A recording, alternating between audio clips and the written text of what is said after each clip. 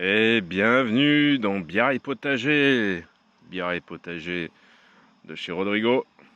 Petite bière, petite pils qui fait du bien quand il fait chaud et lourd comme ça. Allez, et bien la première vidéo date d'il y a à peine quelques jours. Et puis ça pousse tranquillement. Alors là, je vais parler de mes principales déconvenues. Il y en aura plein, mais je vais surtout parler de celle des bébêtes. Évidemment, comme tout un tas de personnes, les limaces et les escargots, il y en a beaucoup, beaucoup. En plus, dans une année pluvieuse comme ça, ils se sont régalés. Ils avaient tout le loisir de sortir pour aller se nourrir et se rencontrer et se reproduire. Voilà. Alors moi, je partais du principe que, en faisant un jardin très très nature, il y aurait un équilibre des prédateurs naturels, qu'il y aurait suffisamment à manger parmi les autres herbes, parce que voilà, c'est le carnage, hein. Enfin, vous aviez vu sur la première vidéo, euh, ça normalement je cultive d'habitude. Faut dire que l'année dernière, j'ai quasiment pas pu faire de potager, donc c'est devenu un peu la jachère. Mais bon, bref, je reviens à ce que je disais. Je me dis, mais pourquoi il continue à tout me ravager? Alors c'est assez terrible parce que j'ai un cerisier, il me bouffe les cerises. Il me ronge l'écorce des jeunes pousses tendres de l'année sur des arbustes. Ça arrive. Et puis, bon, bah, faut que je surveille à fond. Alors, j'ai pas trouvé de solution miracle. Je vais être cash. Je mets un peu de fer à molle, quoi, autour des plants pour les préserver. Autre bête sympathique qui existe chez moi, c'est la courtilière. Alors, la courtilière, pour ceux qui ne connaissent pas, c'est le grillon taupe. Faites une petite recherche Google. Alors c'est un insecte qui est en voie de raréfaction, enfin qui s'est même sacrément raréfié dans plein de départements, parce que justement elle a été un peu traquée. Elle aime les sols meubles, le compost, etc. Et en fait, elle ne va pas s'attaquer directement aux légumes, non, c'est qu'elle fait des galeries pour se déplacer. Et elle réfléchit pas toujours à où elle passe. Alors, on va aller voir.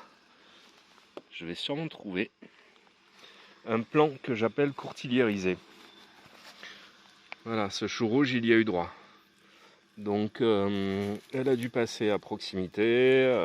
Bah ouais, la galerie, elle est là. Allez, on regarde un peu l'état de... Voilà, elle a à moitié rogné le collet, donc ça, je pense que c'est fichu. Voilà, et tout à l'heure, c'est ça que j'adore.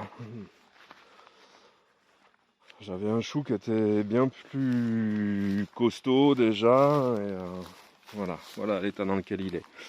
Donc ça c'est quand la courtilière elle est passée, j'ai senti la galerie. Alors j'ai pas de solution. J'ai pas de solution. Je produis plus et je remplace quand j'ai des plants qui sont courtiliérisés, comme je dis. Après, il y a les astuces, comme quoi d'essayer de faire des pièges. On leur fait des trous remplis de flotte. On essaie de noyer les galeries, notamment avec un mélange d'huile et d'eau. Mais il y a une autre technique que j'ai tentée sur certains plants quand j'en ai pas beaucoup, que j'en fais pas beaucoup. Bah voilà, j'enterre un peu de grillage assez profond parce que les galeries sont jamais trop profondes. Comme ça, quand elle arrive, elle est bloquée. Voilà. Après, en autre bestiole, quelque chose qui arrive assez souvent, c'est les fameuses punaises diaboliques sur les plants de tomates. Et là, paraît-il qu'il n'y a pas de solution miracle, il n'y a pas de traitement. Je pense que faut faire la récolte, les faire tomber dans des boîtes et puis aller les cramer, quoi, parce que c'est une espèce invasive qui vient d'Asie. Bon, allez, juste un petit plan sur cette planche où il y avait le compost des toilettes sèches et le compost tout court, puisqu'on mélange tout. Ben voilà, ça c'est du semis spontané de tomates. Il y en a absolument partout.